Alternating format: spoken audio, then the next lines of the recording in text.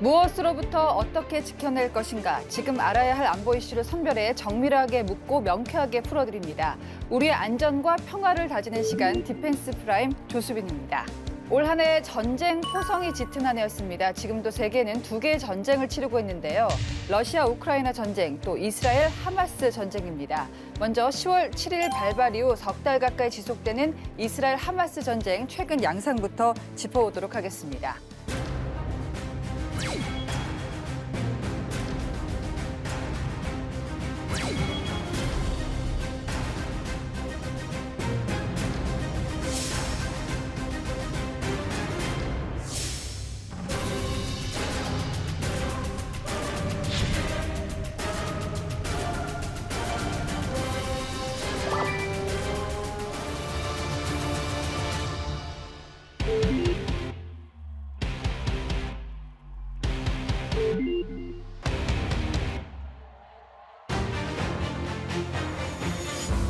네, 최근 이스라엘과 하마스의 휴전 협상이 다시 급물살을 타나 했는데 안타깝게도 의견을 좁히지 못했습니다. 피해 규모가 날이 갈수록 커지는 상황인데요. 가자 지군의 피해 심각성을 말해주는 전문가 의견도 나왔습니다. 이스라엘 공습으로 인한 팔레스타인 가자 지구 파괴 정도가 제2차 세계대전 때 연합군의 독일에 가해진 폭격 때보다 심각하다 이런 얘기인데요. 지금까지 전해지고 있는 상황 어떻습니까? 다 아시다시피 지난 10월 7일 이제 하마스가 이스라엘 급습을 했습니다. 네.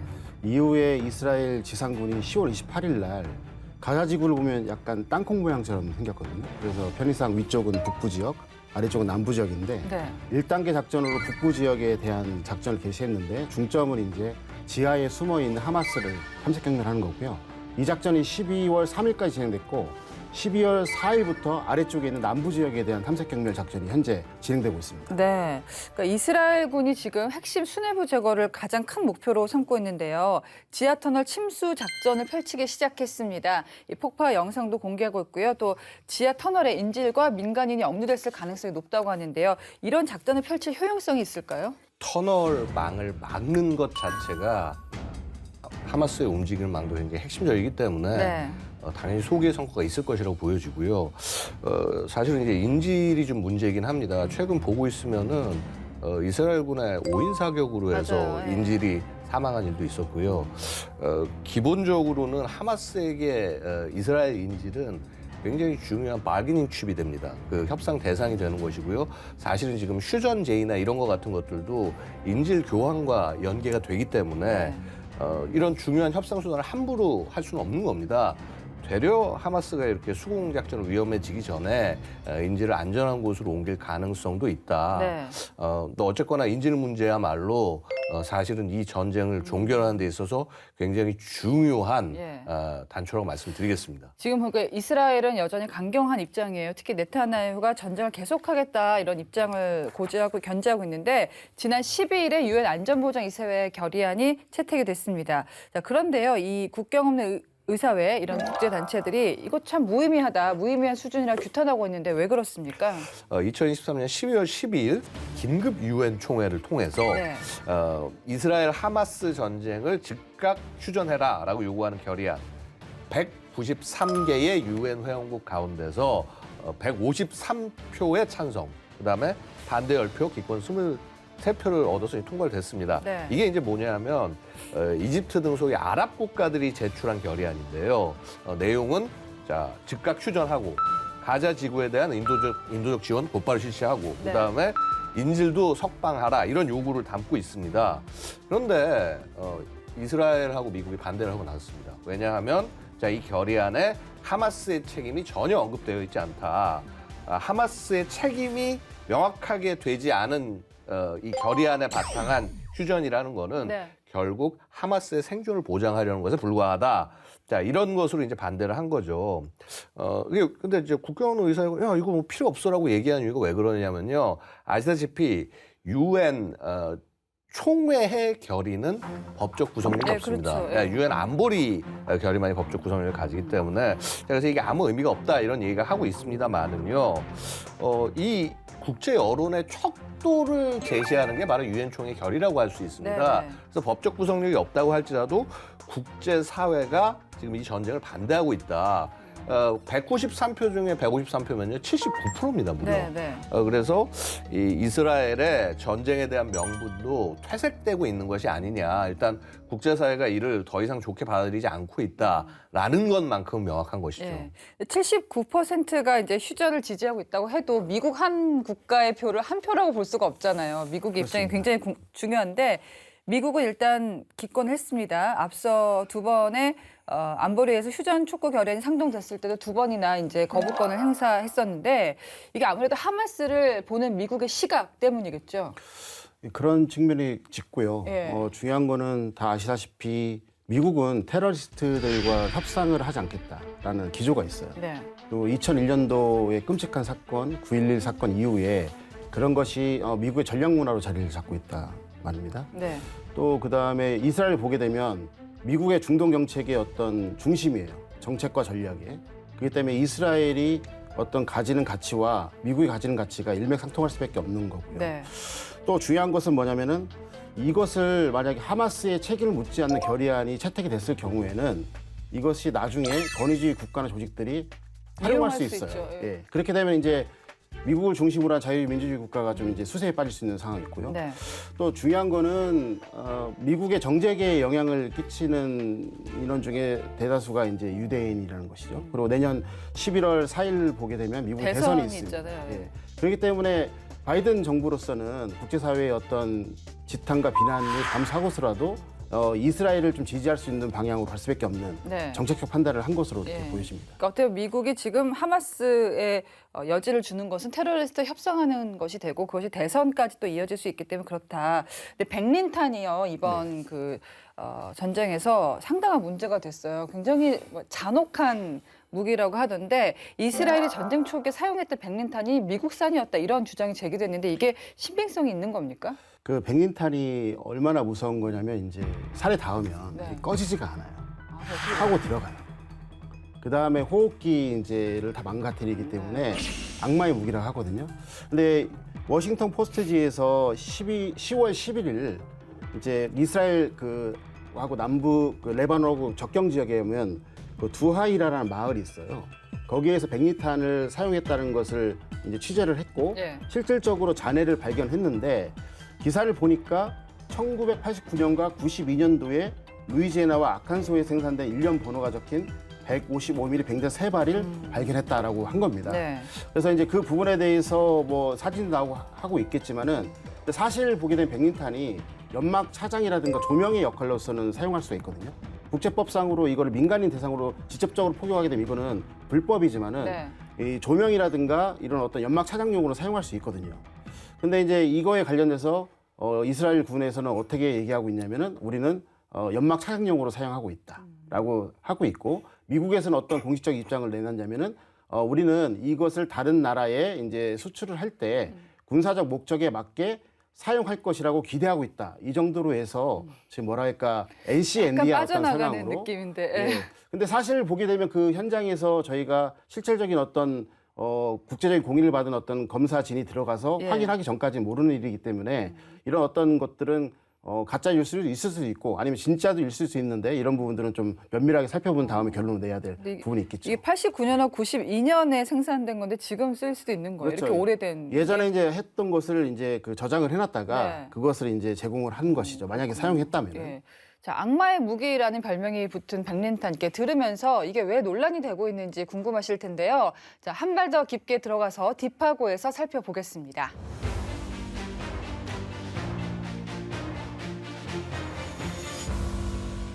무고한 사람들의 삶을 송두리째 파괴하는 전쟁. 하지만 인류의 역사란 전쟁의 역사라고 할 만큼 인간은 전쟁을 피할 수 없습니다.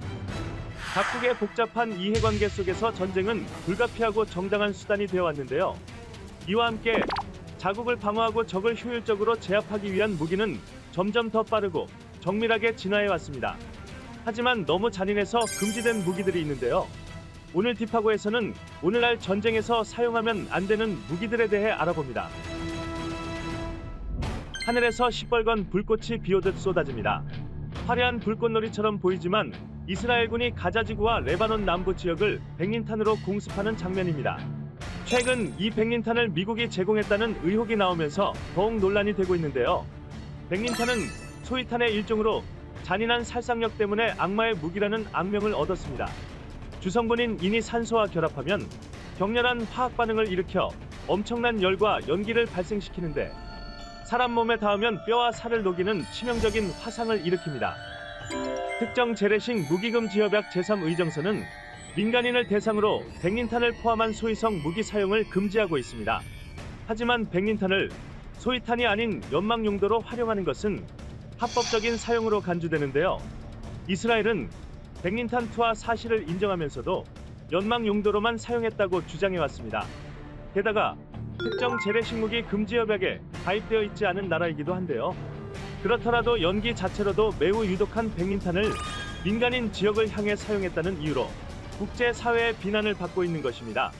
특정 재래식 무기금지 협약은 과도한 상해 또는 무차별적 효과를 초래할 수 있는 특정 재래식 무기의 사용을 금지 및 제한하고 있는 협약으로 5개 의정서로 구성되어 있습니다. 제1의정서에서는 탐지불능 파편무기, 제2의정서에서는 지뢰 부비트랩, 제3의정서에서는 소위성 무기, 제4의정서에서는 실명 레이저 무기, 제5의정서에서는 전쟁 잔류 폭발물의 사용을 금지하고 있습니다. 한편 우크라이나 러시아 전쟁에서 사용돼 논란이 되었던 집속탄은 2010년 발효된 집속탄 금지 협약에서 생산 및 사용을 금지하고 있는데요. 집속탄은 한 개의 폭탄이 공중에서 분해되면서 품고 있던 수백 개의 소형 폭탄을 흩뿌리는 방식의 무차별 살상 무기입니다. 소형 폭탄들의 불발률은 최대 40%로 전쟁이 끝난 후에도 잔류하는 불발탄이 대인지뢰처럼 폭발해 민간인에게 큰 피해를 주는 경우가 많습니다.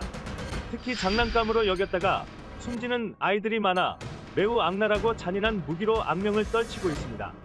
이처럼 국제법으로 금지된 무기들이 여전히 많은 전장에서 무고한 민간인들을 위협하고 있는데요. 소중한 생명들이 희생되는 비극이 더 이상 일어나지 않았으면 좋겠습니다. 지금까지 딥하고였습니다. 자, 디펜스 프라임 이스라엘 하마스 전쟁에 관해 얘기 나누고 있습니다. 자, 이 전쟁이 홍해로 이제 확산되는 거 아니냐 긴장감이 높아지고 있는데요. 특히 후티 반군이 홍해에서 민간 선박을 무차별 공격했다고요? 네네. 현재 후티 반군이 어떻게 보면은 하마스를 도와주는 어떤 역할을 하고 있는 것 같아요. 이스라엘로 집중된 국제사회 지원을 좀 이렇게 뭐랄까 끊어보고자 한 것. 그다음에 이스라엘의 어떤 전력을 좀 분산시키자 하는 어떤 그런 역할을 지금 하고 있어요. 네.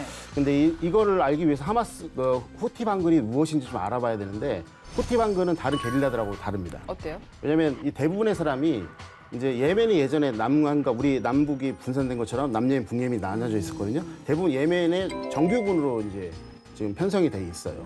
그리고 그 이후에 소련으로부터 그다음 이란으로부터 각종 무기를 제공받았기 때문에 심지어 샤히드 136 같은 그런 장거리 자폭 드론도 지금 네. 운영하고 있습니다. 사실상 군대네요. 예, 사실상 그렇죠? 군대 예, 큰 예. 거죠. 근데 얘네들이 어디서 있냐면은 홍해 입구에 보면 이게 쭉 안쪽으로 들어가다 보면 스웨즈 운하하고 이렇게 연결돼 있지 않습니까? 네. 그쪽에서 이스라엘 행으로 가는 선박들을 이제 공격을 하고 있고요.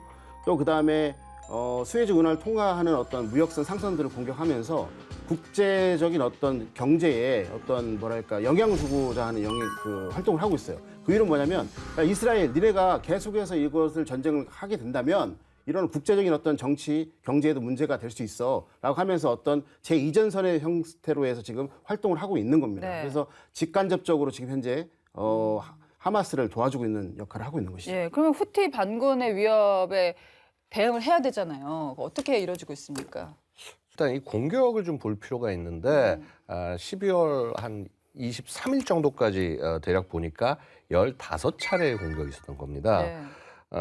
이 후티 반군 행위는 아까 우리 조 박사가 설명한 대로 자, 홍해를 막는다는 건 결국 뭐냐면 홍해 위로 따라 쭉 올라가면 스웨즈 운하가 있거든요. 물동량이 상당합니다. 이것은 뭐 사실은 유럽이라든가 이런 국가들에 대해서 굉장히 치명적인 행위가 될 수 있는 것이고요.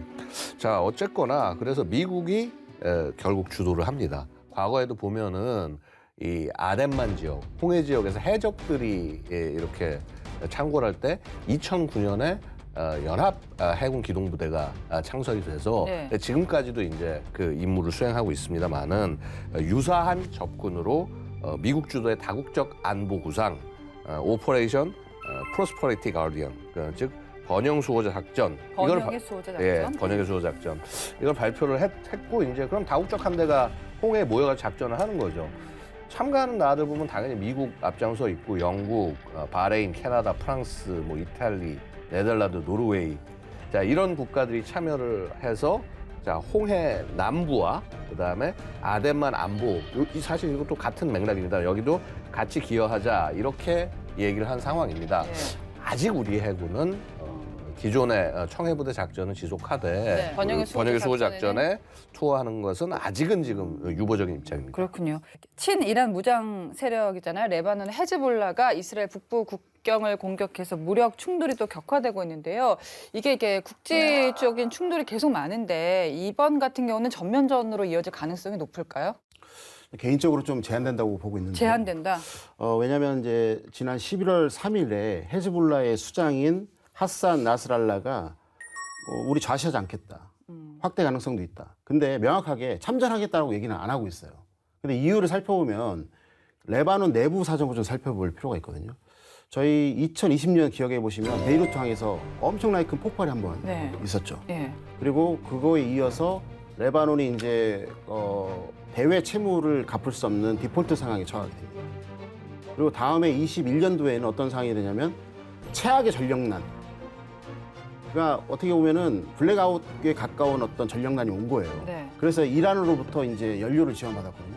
무슨 말이냐면 지금 레바논 안에 있는 경제 상황이 그렇게 좋지 않다는 겁니다. 여파가 지금까지 이루어지고 있어요. 근데 다 아시다시피 전쟁을 하려면, 참전하려면 경제가 뒷받침되지 않으면 할 수가 없습니다. 그리고 그 당시에 그 경제 정국을 이끌었던 것이 헤즈볼라였어요. 그렇기 때문에 국민으로부터 여론도 별로 좋지 않고요. 네. 현재 경제 상황도 좋지 않기 때문에 지금과 같이 이스라엘 남부 지역에서 이전설 형성해가지고 전력을 좀 분산시킨 역할을 할 뿐이지 직접적인 개입을 하기에는 경제적 상황이라든가 여러 가지 구도로 봤을 때는 네. 힘들지 않겠나 저는 이렇게 보고 있습니다. 결국은 다 이란 커넥션 때문인 거예요. 이란이요? 기본적으로. 예. 예.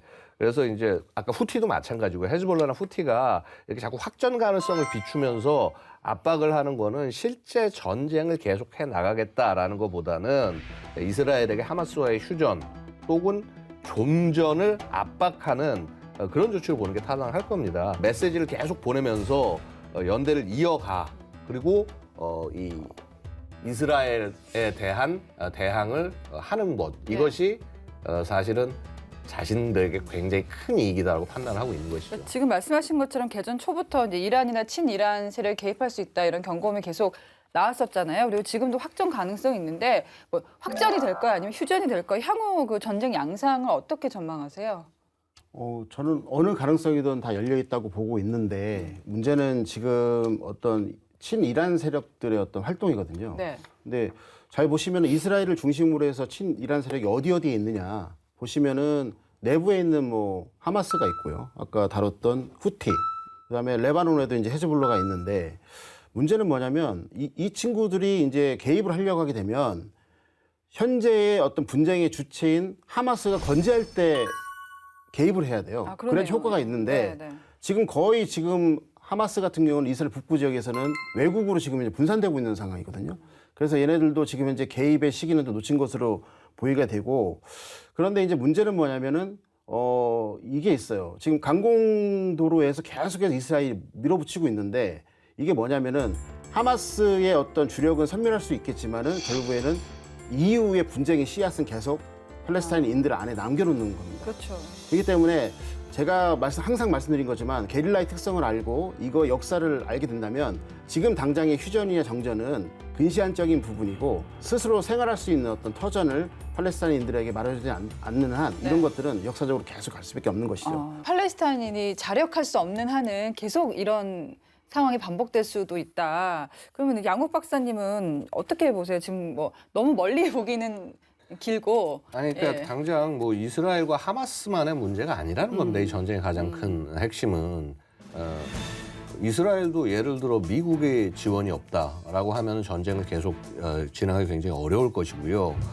사실은 중동 지역에서 계속 전쟁이 계속된다라고 하는 것 자체는 미국뿐만 아니라 서구 사회에 굉장한 타격이 될 수밖에 없습니다. 네.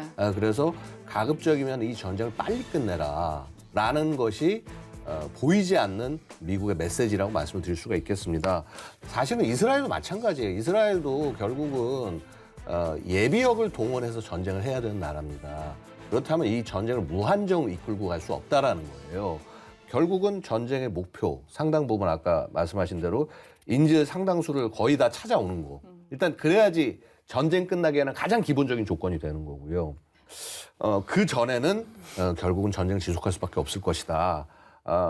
그런데 이제 계속 우리가 얘기하고 있지만 또 중요한 변수 중에 하나가 이란이거든요. 사실 이 전쟁에 보이지 않는 뒤에 배후로 우리가 이란을 계속 얘기하고 있고요.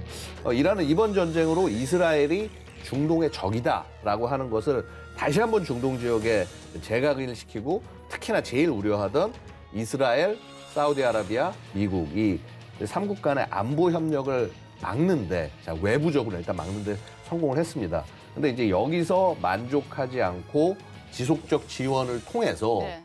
중동 전체를 불안하게 만들고 자신들이 주도권을 가져가려는 것, 특히나 이 순위파 국가들에 대한 압박 이런 부분들이 지속이 될 것이기 때문에 결국 이러한 부분들에 있어서 최종적으로는 좀 약간 좀 다른 차원의 얘기입니다만 이스라엘, 사우디, 미국의 안보 협력은 궁극적으로는 갈 수밖에 없을 거예요. 결국은 그런 모습을 위해서라도 전쟁은 빨리 끝나는 모습을 만들어야만 합니다. 네. 중동 쪽은 이제 들여다보면 볼수록 이해관계가 너무 복잡하고 해결의 실마리를 찾기가 힘든데 어쨌든 국제사회가 휴전을 바라고 있는 건 분명하잖아요. 휴전 협상 테이블로 이어지길 기대하겠습니다. 지금까지 이스라엘 하마스 전쟁 살펴봤습니다. 네, 이번에는 우크라이나로 가보겠습니다. 이스라엘 하마스 전쟁 이후 국제사회로부터 잊혀져가는 형국인데요. 사실상 교착 상태에 빠졌죠. 러시아 우크라이나 전쟁 짚어보겠습니다.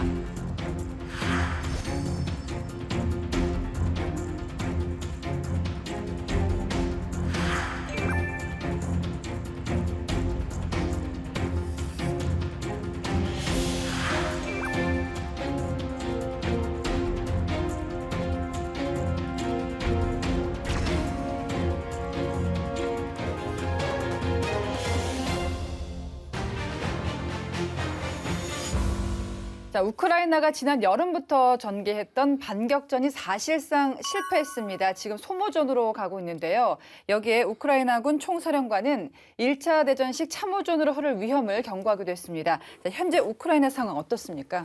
변동이 없어요. 변동이 없다? 예, 무슨 말씀이냐면은 그 우크라이나하고 러시아가 이제 1,000km 넘는 전선에 맞대고 있거든요. 그러면 우크라이나 동부 지역과 남부 지역, 순서대로 말씀드리면 루간스크, 도네츠크, 자포리자, 헤르손주에 형성된 곳에 1,000km 정도의 이상의 어떤 전선을 맞대고 있는데 그럼에도 불구하고 이제 정치적 협상력을 높이기 위해서 주요 전투가 발생하고 있는데 이 남부 지역에 보시면은 헤르손주에 보면 드네프로강 하구가 있습니다. 네. 그쪽에서 우크라이나 군이 계속 도하를 해가지고 교도부를 형성해서 러시아의 군의 어떤 진지를 공격하려고 하고 있고요. 반대로 동부 지역에서는 바크무트 옆에 보면은 그 아우디우카라는 곳이 있어요. 거기에서 계속해서 우크라이나 군이 버티고 있는데 네. 위아래로 해서 러시아군이 이제 포위 공격을 하려고 하는 시도를 하고 있습니다. 네. 그래서 이것 이외에는 거의 전선이 계속해서 고착 상태에 지금 빠져 있는 것이죠. 사실 처음에 이 전쟁이 발발했을 때만 해도 우크라이나가 금방 무너질 거라는 예견이 많았는데 어떻게 보면 꽤 이제 버틴 거예요. 그렇죠? 우크라이나가 이런 와중에 승부수를 걸었습니다. 이른바 벌떼 드론 작전이었는데요. 이 작전에 효과가 있을까요? 한마디로 현대전의 새로운 장을 열었다. 이 장이 열렸다라고 하는 거를 확인시켜줬다라고 말씀드릴 수 있겠습니다. 처음 전쟁 초기에는 뭐 드론 동호회가 모여서 민간용 드론을, 민수용 드론을 이제 개조를 해서 목숨 걸고 이제 정찰로 가져간다. 뭐 이런 정도 수준이었습니다만은요. 이제 이거 진짜 정말 유용하다. 이게 확인이 되고 난 다음에 이제 거의 분대 수준에서 운용을 하는 그런 보편적 편제 장비로 발전을 했다라는 것이죠. 특히 그 우크라이나 정부의 그 디지털 전환부 여기가 드론군, 네. 아미 오브 드론스 드론군 사업을 이제 본격적으로 실시를 해서요. 한 80여 개 정도의 민간 업체들을 통해서 이제 드론하고 부품 공급을 받고 드론 운용자 교육을 하는데 2024년 말까지 2만 명의 운용자를 배출한다. 이제 이런 계획을 밝혔었습니다. 네. 이 우크라이나 민수용 드론을 적극 활용해서 뭐 정찰을 하는 것뿐만 아니라 실제 타격에도 쓰고 있는데 FPV 드론, 그러니까 펄스 뷰. 그러니까 이렇게 딱 마치 우리가 경경 레이싱 드론 하다 보면은 이렇게 딱 보면서 조종하면서 이제 가는 그야말로 유도 정밀 유도 미사일이 날아서 이제 공격을 하듯 자 이렇게 활용을 하고 있고 드론 전쟁에 거의 새로운 가능성을 보여줬어요. 그래서 이러다 보니까 드론이 굉장히 많이 쓸 수밖에 없는데 네. 한 매달 5만 대 정도를 생산한다라고 하는 리포트도 있고요. 하루에 300에서 500대, 매달 10,000대에서 15,000대 정도의 드론을 이런 그 실제 공격이나 작전 속에서 소진을 해 나가고 있다. 없어지는 거군요. 네, 없어지고 있다라고 얘기를 하고 있습니다. 이제 말씀하셨던 아까 수험 어택, 그러니까 소위 벌떼 드론 작전. 초기에는 좀 전술적 효과를 좀 거두고 그다음에 전략적 이점까지 확보하는 그런 모습을 보였습니다만은요. 이게 우크라이나가 하면 러시아도 하거든요. 그렇겠죠. 예. 그래서 러시아도 우크라이나 드론 전술을 그대로 모방하고 있어서 이것으로 전략적 우위까지 점했다라고 보는 것은 조금 좀 어렵습니다만은 그럼에도 불구하고 우크라이나는 자신들의 약점을 바로 이런 드론 전력으로 상쇄해 나가고 있다. 네. 이렇게 말씀을 드릴 수 있을 것 같습니다. 지금 이제 우크라이나가 그 어려운 것이 병력 부족 문제가 심각하잖아요. 뭐 러시아도 마찬가지긴 합니다만은 내년에 해외 나가 있는 남성들까지 징집하겠다 이런 계획을 세웠는데 그런다고 해서 이 병력 문제가 해결이 될까요? 뭐 외신에 따르면은 많게는 우크라이나 같은 경우는 뭐 15만 명의 전상자가 발생했다. 네. 반면에 또 러시아는 25만 명까지 이렇게 추산하고 있는데요. 그건 뭐 알 수 없는 거지만은 최초에 이제 투입됐던 현역들이 거의 다 이제 예비역으로 대체가 된 상황인 것 같고요. 그다음에 뉴스를 보시게 되면은 좀 지긋이 이렇게 나이가 드신 분들도 여기저기서 이렇게 보이고 있죠. 이걸 보게 되면은 양국의 인구 구조에 영향을 미칠 수 있다. 그렇게 추정해 볼 수가 있고요. 그럼에도 불구하고 러시아는 내년 초에 뭐 50만 명을 다시 뭐 징집을 하겠다, 동원을 하겠다 그런 얘기를 좀 이렇게 하고 있고, 네. 우크라이나도 마찬가지 내부에서도 이제 추가적으로 인원들을 이제 추가적으로 동원을 해야 된다라고 하고 있는데 문제는 이게 양의 차이입니다. 우크라이나 같은 경우는 인구가 이제 공식적인 어떤 사이트를 보니까 4천만 명이 좀 넘더라고요. 네. 그다음에 러시아 같은 경우는 1억 4천만 명 정도가 돼요. 차이가 많이 예. 나네요. 그런데 이 전선은 뭐냐면 소모전이잖아요. 그래서 같이 병력을 집어넣었을 때 피해가 나게 되면 우크라이나 입장에서는 인구 규모가 작기 때문에 전쟁을 지속할 수가 없습니다. 페도로프 장관, 그러니까 그 미하일로 페도로프 장관이 디지털 혁신부 장관이거든요. 네. 머리를 쓴 거죠. 그래서 우리는 전선을 유지하겠지만은 드론을 이제 병력을 대체할 수 있는 어떤 요소로 봐서 비적적 전투를 하겠다. 네. 그렇게 하면서 지금 나가고 있는 거거든요. 그래서 확실한 거는 러시아는 할 것 같고요. 왜냐하면 러시아도 내년에 이제 대선이 있고, 그 다음에 우크라이나 같은 경우에는 지금 이제 물러서면 안 되잖아요. 자기는 수가 여기서 없죠. 계속 버텨서 네. 최대한 많은 그 국제사회의 어떤 지원을 받아야 되기 때문에 병력을 투입을 하되 이렇게 드론과 같이 융복합해서 이제 생존성을 강화하는 방향으로 이렇게 전투를 이끌어나갈 것 같습니다. 그러니까 지금 교착 상태라고 얘기를 하셨잖아요. 근데 시간을 번 거기 때문에 러시아 입장에서는 이 기회 전력을 재정비하는 기회가 될 거다 이런 분석도 있는데요. 이게 어느 정도 신빙성이 있다고 보시나요? 신빙성이 높죠. 왜냐면은 이스라엘 하마스 분쟁이 일어나니까 이제 푸틴의 어떤 자세가 바뀌어졌거든요. 공손한 자세에서 이제 거만한 자세로 바뀌었다는 겁니다. 왜냐면 미국의 전력이 이제 분산되어 있기 때문에 그렇죠. 야, 여기에 우크라이나에 어떤 투입되는 미국의 어떤 영향력이 적어졌기 때문에 되는 거거든요. 우크라이나를 계속 공격해서 그 잃어버린 땅을 회복해야 되는 입장이고, 푸틴 같은 경우는 공격에 들어가서 지키기만 하는 입장이기 때문에 네. 방어의 입장이거든요. 그러니까 우크라이나보다 적은 병력을 지뢰지대와 함께 배치를 해놓은 상태에서 나머지 인원들을 뒤쪽에 빼가지고 재편성과 재조직을 하는 거죠. 그래서 계속해서 지휘 구조를 여단에서 사단, 그다음에 군단까지 이어지는 것을 재정비를 하고 있다는 모습이 되는 거죠. 언젠가는 푸틴의 계산이 있는 것 같아요. 동우크라이나와 서우크라이나가 갈라지게 된다면 어느 정도 영향이 되고 어느 정도는 거기를 통해서 다시 거점을 통해서 하이브리드전을 통해 가지고 다시 영향을 확산한다. 이런 전략으로 가고 있는 겁니다. 그렇기 때문에 지금 현재 푸틴이 되게 즐거워하고 있고 어깨가 쫙 펴져 있는 것 같아요. 아니, 이렇게 참 슬픈 것 같은 게 그 뭐 인구가 3.5배 차이 난다고 얘기하셨지만 그 사람 하나하나가 다 인격체잖아요. 네네. 이렇게 전쟁 상황이 되니까 숫자로 매겨지는 거, 총알도 아니고 그게 네네. 굉장히 슬픕니다. 근데 미국 의회에서는 우크라이나 추가 지원안이 공화당이 반대를 하면서 제동이 걸렸습니다. 실제로 네. 중단할까요? 12월 초에 이제 80조 원 정도가량의 우크라이나 지원 계획을 담은 미국의 국방수권법안. 그러니까 미국은 매년 이렇게 법안 형식으로 해서 이 예산안을 통과를 시킵니다. 이제 이 제출한 이것이 공화당의 반대로 지금 진행이 되지 못하고 있어요. 공화당이 왜 반대하냐? 지금 우크라이나 신경 쓸 때냐? 우리나라부터 먼저 신경 쓰자. 특히나 이제 공화당은 기억하시겠지만 미국 우선주의 트럼프 시절에 네. 소위 아메리칸 퍼스트를 얘기하면서 특히 이런 그 국경 지역, 멕시코나 이쪽에서 넘어오는 이런 인원들을 막아야 된다. 그래서 이제 국경 방벽 문제 같은 것들을 굉장히 중심을 했는데 바이든 정부에서 솔직히 이 부분을 별로 신경을 안 썼어요. 그러니까 야, 지금 이거 국경부터 강화해야지 지금 우크라이나에다 돈 쓰는 게 말이 되냐. 이제 이러면서 이제 걸고 넘어간 겁니다. 이 공화당 결국 이 입장 안 바뀔 거고요. 아마 내년 대선에서도 가장 핵심적인 과제로 내밀 텐데 결국은 공화당의 요구를 받아들이는 선에서 그러니까 일부 그런 국경 지역의 경배를 강화하는 그런 정도 선에서 타협될 가능성 있습니다. 그러다가 트럼프가 아예 당선 진짜 되면 어떡해요? 바로 그게 문제죠. 그러니까 뭐냐면은 자 당장 바이든 정부는 이렇게 지원하겠다라는 입장이지만은 아시다시피 트럼프는 기본적으로 동맹국에 대해서도 굉장히 좀 강한 자세를 보여왔기 우리한테도 때문에 그런데. 맞습니다. 네. 그래서 우크라이나 전쟁의 지원 비용을 진짜 급격히 낮추거나 아예 지원 자체를 중단할 가능성 분명히 있다라고 네. 말씀드리겠습니다. 근데 저는 이렇게 좀 보고 있어요. 만약에 아주 이제 트럼프가 집권을 하게 된다면 저는 그럼에도 불구하고 우크라이나에 대한 지원은 아예 끊지 못할 것이다. 왜 그러냐면 이유가 뭐냐면 실질적으로 이거를 우크라이나에서 미국의 발을 빼고 러시아가 어떤 특정한 정치적 목적을 달성하게 된다면 그 이후에 권위주의 국가들이 계속해서 전 세계로 영향력을 끼칠 수 있거든요.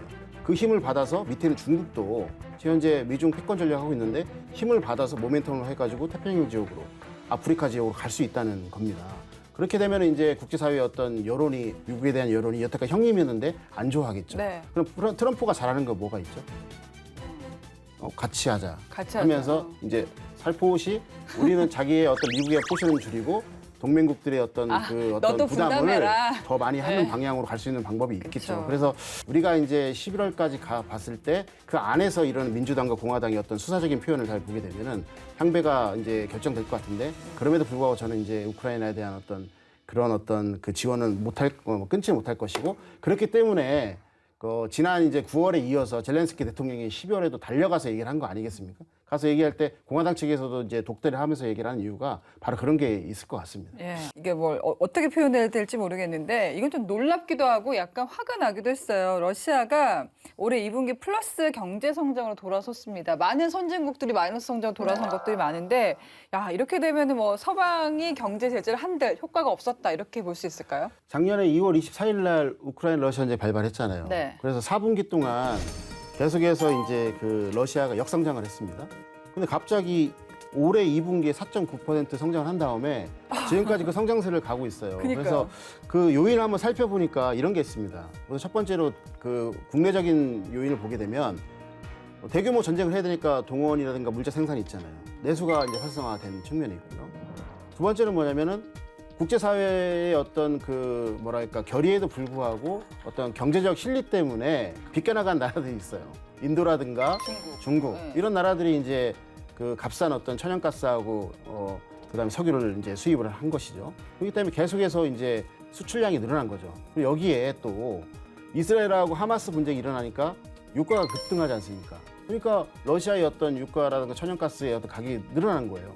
그렇기 때문에 러시아가 제재를 받았음에도 불구하고 이제 성장을 한 거죠. 근데 여기서 중요한 건 뭐냐면 4분기 동안 역전 성장을 했기 때문에 1년 동안은 국제사회에 제재가 효과가 있었다. 그러나 그 이후에는 이제 풀어지고 있다. 문제는 뭐냐면 결국에는 국제사회도 어떤 제재에 동참하기 위해서는 자기의 어떤 피와 살을 이제 내줘야 되기 때문에 그 어떤 피로도가 쌓인단 말입니다. 네. 그것이 1년 이상 가지 못한다. 여기에서 이제 나와 있는 거고 주요 메이저급에 있는 나라가 전쟁을 할 때는 1년도 안 되는 시간 동안 우리는 뭐랄까 국제제재를 할 수밖에 없는 것이지 그 이후에서는 우리가 기대할 수도 없고 이거는 뭐 어떻게 강요할 수도 없는 거지 않습니까? 다 먹고 살아야 되기 때문에.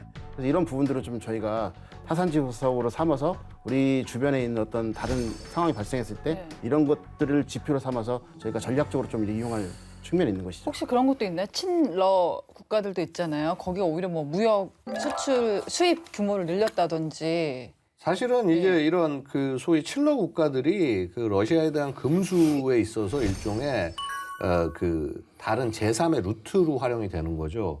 뭐 예를 들어서 뭐 사실 튀르키예, 그다음에 중국, 벨라루스, 카자흐스탄, 뭐 키르기스탄 이런 데가 소위 그 러시아의 물동량의 창구로 활용이 되고 있는 거예요, 사실상. 그래서 대러 물동량이 증가를 했는데 뭐 당장 보면은 전쟁 이후에 중국과 러시아의 무역 규모가 전년 대비 38%나 증가했다. 이거 뭐 엄청난 증가라고 볼 수가 있고요. 이 러시아 경제가 어쨌거나 전시 경제 상황 속에서 계속 되려 나름의 어떤 힘을 받고 돌아가고 있다라고 말씀을 드릴 수가 있습니다. 당연히 전시 경제 체제가 되면은 정부 재정 지출이 성장을 주도하는 건 너무 당연한 얘기긴 한데 이런 겁니다. 정부 재정 지출 늘어나니까요. 지금 기업들 가동률이 굉장히 많이 올라갔고 특히나 경제 자체가 완전 고용에 거의 가까운 상황이 됐다라고 평가를 해요. 그래서 야 이거 굉장히 대단한 거 아니냐? 근데 이유가 있습니다. 왜냐하면 당장 2024년 3월에 대선이 있습니다. 그러면 당연히 푸틴 입장에서는 돈 풀어야지. 자꾸 돈을 최대한 저걸 하면서 이제 성장을 끌고 나가야 되는 거고. 자 그래서 2023년 이 성장 이게 IMF 기준에 따르면 원래 이제 이전에는 마이너스 성장할 거다라고 하다가 2.2% 성장이 예상이 되고요. 그다음에 2024년에는 그것보다는 살짝 좀 둔화된 1.2% 정도 성장이 예상된다. 자 어쨌거나 이 경제는 굉장히 푸틴에게 있어서 또 중요한 도구가 된다. 이렇게 말씀드릴 수 있습니다. 아니, 이 정도 되면은 내년에 그 러시아 대선이 무슨 의미인가 싶기도 한데 푸틴이 5번째 출마를 해요. 저도 이게 뉴스를 진행을 하면서 푸틴이 어떨 땐 대통령 하다가 총리로 잠깐 빠졌다니 이게 뭐 대통령인지 총리인지 황제인지 그 명칭도 헷갈릴 때가 많은데 장기 집권의 길이 이제 열린 겁니다. 이게 아무래도 전쟁에 대해서 강경 입장 고수하는 것도 대선이 앞에 있으니까 당연히 그럴 수밖에 없지 않겠습니까? 사실 뭐 애초에 우크라이나 전쟁 자체도 결국 푸틴의 장기 집권을 위한 큰 그림 중에 하나로 봐야 하지 않을까라고 말씀을 드리고 싶습니다. 애초에 푸틴이 이제 1999년 그 소위 총리로 중앙정계에서 화려하게 등장을 하면서 사실 이제 이 계속 문제 일으킨 체첸 공화국을 강경히 진압을 했어요. 그러면서 이제 2차 체첸 전쟁에서 승리를 해서 자 러시아를 지키는 지도자다. 러시아의 수호자, 위대한 러시아의 부활. 이게 푸틴의 정치적 정체성이에요. 자 그러니까 당장 보면은 예를 들어서 2008년에 나무세티아 전쟁, 그러니까 우리가 조지아 전쟁이라고 부르는 이 나무세티아 전쟁 일으키면서 자 소위 러시아를 그간 고립시키고 막 이렇게 깔아온 서구 유럽, 야 너희하고 우리가 정면으로 싸울 수 있다.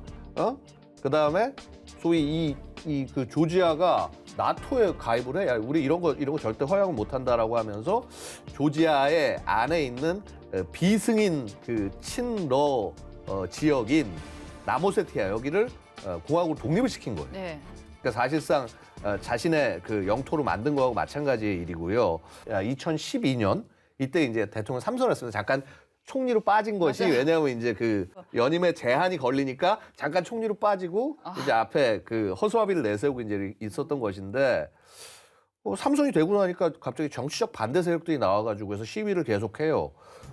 이게 소위 이제 볼로트나야 시위라고 해서 굉장히 유명한 시위인데 이게 2013년까지 계속이 됩니다.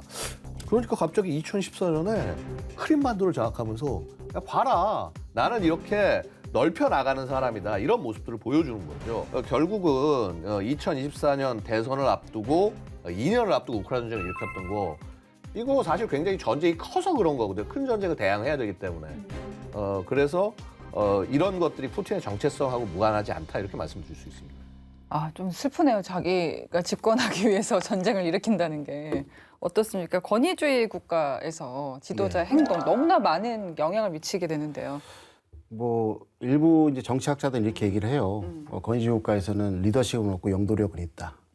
그 이유가 뭐냐면은 권위주의 국가 지도자들의 모든 말과 행동은 다 철저한 계산이 깔려져 있는 겁니다. 뭐 우리가 김정은을 봐서 알 수 있듯이 아까 말씀드린 것처럼 푸틴이 지금 자신감에 차 있어요. 차 있는 이유가 이제 이스라엘하고 하마스 분쟁에 따라서 미국의 영향력이 이제 분산됐기 때문에 그게 가능했던 것인데 이제 보게 되면 최초에는 우크라이나가 공격할 때 드론을 잘 사용했지 않습니까? 근데 지금은 러시아 그걸 배워가지고 같이 사용하고 있어요. 근데 문제는 뭐냐면 전장상을 한번 확인해 보니까 지금 양측이 전선을 대놓고 있는데 드론이 어디까지 들어가냐면 전선으로부터 후방 10km까지밖에 못 간다는 겁니다. 왜냐하면 상호 전자전 장비가 이렇게 많이 발달됐기 때문에 네. 드론 사용이 이제 제한되는데 여기서 푸틴이 한마디를 합니다. 모든 전차와 장갑차에 소형 전자전 장비인 렛속을 달아라 하는 겁니다. 그 렛속이 전차하고 장갑차의 상판이나 후미에 달려 있어서 들어오는 이제 그 드론들을 무력화시키는 거거든요. 이건 무엇이냐면 전선에서 유지를 하다가 전자장비로 해서 그 우크라이나의 강점인 드론을 다 무력화시키고 전술적인 승리를 계속해서 3월 17일 날 있을 대선까지 끌고 나가겠다. 그러면 고착장 전선에서의 전술적 승리는 정치적 협상력과 어떤 리더십을 강화시키거든요. 이런 측면에서 이런 지시를 했다고 보고 있고 아까 말씀드린 것처럼 어깨가 쫙 펴질 수밖에 없는 이유가 아까 말씀드린 것처럼 이스라엘과 하마스의 분쟁이 큰 역할을 하고 있다. 그렇군요. 러시아가 북유럽 국가와 인접한 북극에서 또 군사력을 대폭 증강했습니다. 미국은 러시아와 인접한 북유럽 국가들과 방위 협정을 체결하면서 대러시아 방어망 확충에 속도를 내고 있는데요. 자, 이 러시아의 위협, 북유럽까지 미칠 수 있을까요? 그렇죠. 뭐 사실은 북극의 지정학적 가치라고 하는 거는 뭐 누구나 다 인정을 하는 건데 뭐 안보와 경제 양쪽에 다 영향을 미칩니다. 일단 뭐 경제적 측면을 보면은 지구 온난화 돼가지고 빙하가 녹으니까 어떻겠습니까? 그쪽에 쇠빙선이 막 여러 대가 동원돼야지 겨우 길을 틀 수 있었는데 이제 그게 없이 선박이 다닐 수가 있게 되는 거예요. 새로운 항로가 열린다. 남쪽으로 넓게 돌아가지 않고 북쪽으로 곧바로 가로질러 간다. 기름도 아끼고 시간도 아끼고 이거는 엄청난 경제적 그 이득을 의미를 하는 겁니다. 게다가 이렇게 녹으면서 내려가면서 이 접촉할 수 있는 지역이 늘어나니까 여기서 석유, 천연가스 매장지대 발견이 되고요. 결국 이렇게 새로운 이권이 생긴다. 이거는 뭐냐? 새로운 군사적 충돌을 의미하는 거죠. 그래서 러시아의 북극 군사력 건설이 서방에 비해서 10년 정도 앞서고 있다라는 평가도 있습니다. 그래서 이는 사실 새로운 위협이라기보다는 사실 이미 존재했던 위협인데 어찌 보면 그간 유럽의 대응이 충분하지 않았던 것이 아닌가. 저는 이렇게 말씀드리고 싶습니다. 그 북극 항로가 열리면서 경제적인 루트가 이제 뭐랄까 새로운 어떤 발견이 된 것이죠. 그래서 뭐 환태평양에 있는 지역들은 그쪽 지역을 다 활용하려고 할 건데 생각해 보시면은 대부분의 지역이 다 그 러시아 영토와 맞닿아 있습니다. 그렇기 때문에 그 지역을 러시아가 충분히 통제를 할 수 있고요. 그다음에 블라디보스톡에 있는 이제 그 러시아의 함대가 그 태평양 함대가 있죠. 그게 이제 여차하면은 남쪽으로 돌아가야 되는데 그쪽을 통해 가지고 가게 되면 북유럽에 어떤 우발상이 발생했을 때 군사적인 압력을 가할 수 있는 부분 충분히 있는 것이죠. 근데 아까 말씀하신 것처럼 그 러시아가 이 북극 지역에 공을 상당히 많이 들였어요. 그래서 보시면 알겠지만은 핵추진 쇠빙선도 있거든요. 그 정도로 얘네들이 이제 발달되어 있고 그다음에 그 안에 밑에 있는 해저 지형이라든가 그다음 빙하가 있는 지역에 대한 지리적인 어떤 분석도 다 되어 있을 것이고 그렇기 때문에 지형과 지리가 밝기 때문에 결국에는 미국이나 다른 나라의 어떤 경쟁에서 러시아가 우위를 점할 수밖에 없는 상황입니다. 우리 얘기를 좀 해보겠습니다.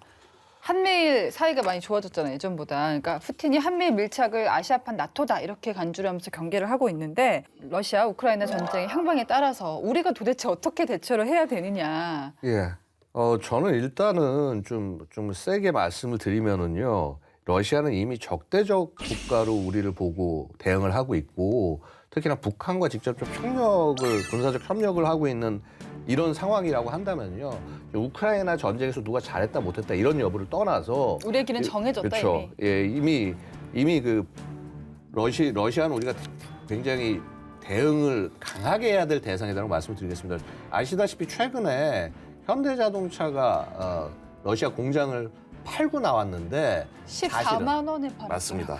깜짝 놀랐어요. 예, 말이 판 거지 사실상 뺏긴 겁니다. 그렇죠. 이것은. 자, 그래서 결국 이러한 국가에 대해서 결국 어떤 식으로든 우리가 대응을 하는 것은 너무나 당연한 일이다. 말씀을 드리고 싶습니다. 네, 조상근 박사님은요? 한반도를 중심으로 해서 이제 한미일과 북중러의 어떤 대립구도가 형성되고 있잖아요. 이게 안보 블록화가 되고 있는 건데 안보 블록화는 뭘 따라오게 하냐면은 이제 경제 블록화를 따라오게 됩니다. 그러니까 결국에는 이제 어떤 수출이라든가 경제적인 문제까지도 마찰이 생길 수밖에 없는 상황이 네, 되는 네. 것이죠.